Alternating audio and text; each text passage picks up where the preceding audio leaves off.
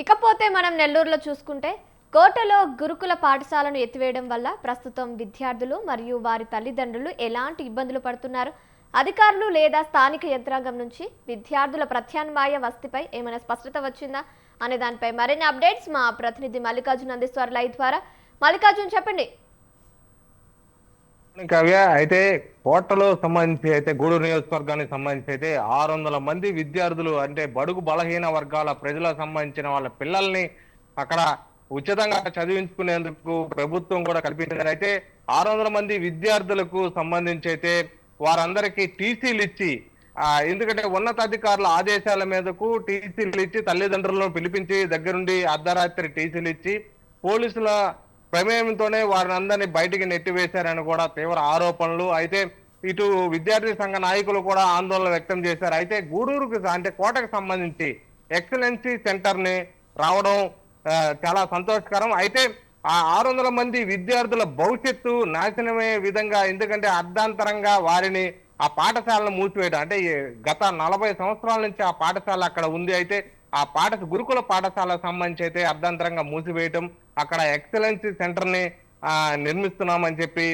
ప్రభుత్వం నిర్ణయం తీసుకోవడము పట్ల కూడా ఆ గూడూరు నియోజకవర్గానికి సంబంధించిన ఎమ్మెల్యే పాసం సునీల్ కూడా ఆగ్రహం వ్యక్తం చేశారు. అయితే దీని మీద అధికారులు అంటే కూటమి ప్రభుత్వానికి చెడ్డ పేరు తెచ్చే విధంగా కూడా అధికారులు ఇటువంటి దుశ్చర్యలు పాల్పడుతున్నారు. ఎందుకంటే 600 మంది విద్యార్థులు బడుగు బలహీన వర్గాలు ఎస్సీ ఎస్టీ బీసీ విద్యార్థులు సంబంధించి చదువుకుంటుంటే వారికి టీసీలు ఇచ్చి పంపివేయడం ఏమిటని, అలాగే ఆ చిట్టమూరు మండలం సంబంధించి అక్కడ వరగలి ఉంది, ఆ తెల్లకూరుకి సంబంధించి కూడా వరగలి ఉంది. ఆ వరగలి ఆ ప్రభుత్వ పాఠశాలకి ఎక్సలెన్సీ సెంటర్ ను మార్చేయండి, ఖచ్చితంగా గురుకుల పాఠశాలని మాత్రం యథావిధిగా కొనసాగాలని కూడా అసెంబ్లీలో కూడా ఎమ్మెల్యే పాసం సునీల్ కుమార్ కూడా డిప్యూటీ స్పీకర్ రఘురామకృష్ణరాజుకి అయితే విన్నవించారు. అయితే దీని మీద ఆ ఉన్నతాధికారికి సంబంధించి ఐఏఎస్ అంటే రాష్ట్ర సంక్షేమ సాంఘిక శాఖ మా అధికారికి సంబంధించిన ఐఏఎస్ మీద చర్యలు తీసుకోవాలి. ఎందుకంటే బడుగు బలహీన వర్గాల మీద ఇటువంటి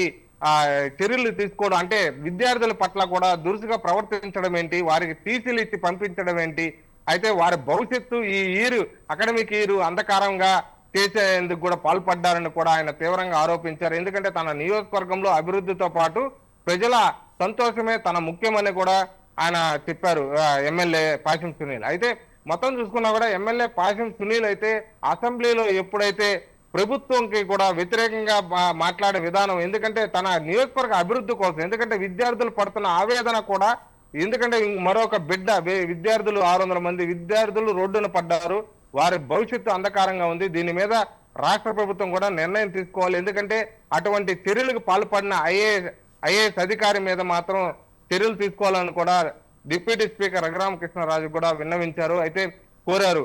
అయితే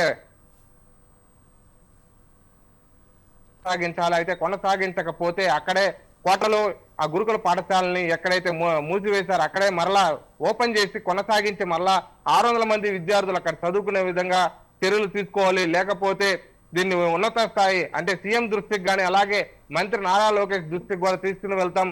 ఎందుకంటే విద్యార్థుల భవిష్యత్తే తమ కూటమి ప్రభుత్వం లక్ష్యమని, ఎందుకంటే ప్రతి విద్యార్థితో పాటు అలాగే ప్రజల అభివృద్ధిని కోరుకునేది తమ ప్రభుత్వాన్ని కూడా ఎమ్మెల్యే పాసం సునీల్ అన్నారు.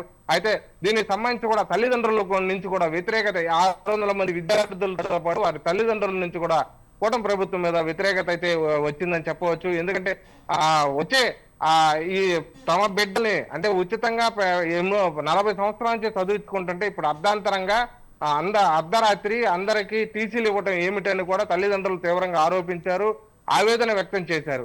అలాగే నెల్లూరు జిల్లా కలెక్టరేట్ ముందు కూడా వాళ్ళు నిరసన వ్యక్తం చేశారు. విద్యార్థి సంఘ నాయకులు కూడా విద్యార్థులతో కలిసి కూడా నిరసన వ్యక్తం చేశారు. దీని మీద మాత్రం ఖచ్చితంగా రాష్ట్ర ప్రభుత్వం నిర్ణయం తీసుకోవాలని కూడా పాసం సునీల్ అయితే కోరారు. ఇది ఇక్కడ తాజా పరిస్థితి. Kavya. Right, thank you Mallikarjun, thank you for the updates.